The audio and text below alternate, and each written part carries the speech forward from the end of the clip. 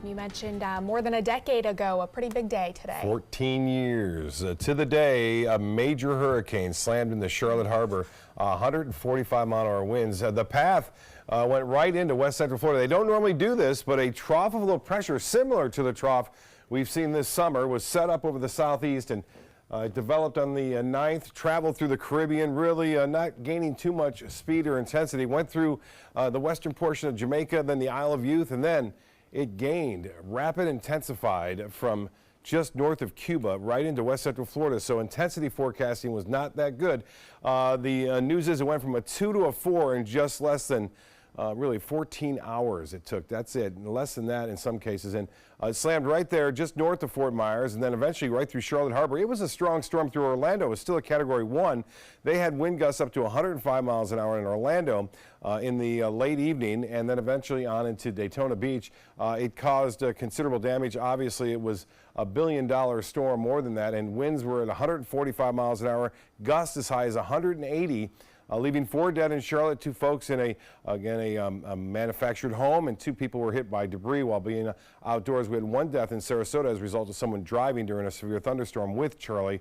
But all in all, the tropics are fairly quiet this year, but it only takes 1 storm to make it an active season. We had 4 hit the state that year in 2004. Nice sunset tonight. We see just a little bit of it there. The clouds off in the distance, some showers developing, and a photo sent in from Fred Seeger tonight. Casey Key, a beautiful shot right there from Casey Key. Fred, appreciate that. Radar picture is starting to get active again, and the same as it was last night at this time. We're starting to see storms fire off. Now, we had a few down near Sanibel, as I showed you earlier, but another one has popped up into Manatee County, bringing some rainfall there. It's moving to the northeast, and it could, with just enough moisture and heat in the atmosphere, to generate a few lightning strikes.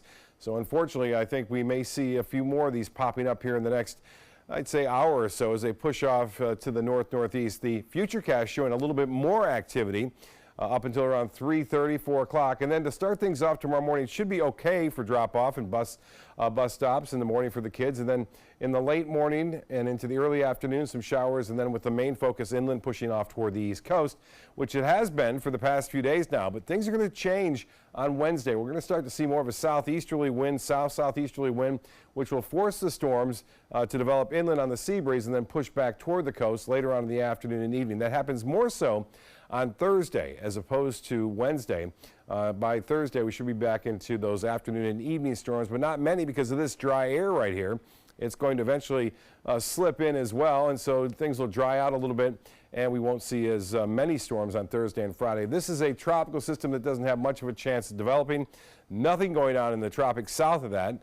And if this were to develop, it would move off to the northeast. The Caribbean is quiet, good cruising weather all the way through the Caribbean at this point. 77 in Jacksonville, it's 84 in Sarasota, 83 in Miami. Current conditions, mentioned earlier, feels like 93 out there with the humidity at 76%. The high today was 89 and the low was right at the average at 74 degrees. Well, here's the forecast for boaters tomorrow. Winds will be out of the southeast to start the morning off, switching to the southwest at 5 to 10 knots in the afternoon. Light chop out there in the bay. The water temperature now at 87 degrees. The 7-day forecast then calling for slight chance for those morning showers and overnight storms and then inland storms later on in the day. Same goes true for Wednesday. Rain chance drops off to 20% on Thursday and Friday. We'll look for those late afternoon and evening storms, but not many for the weekend. Jacqueline? All right, Bob, thank you.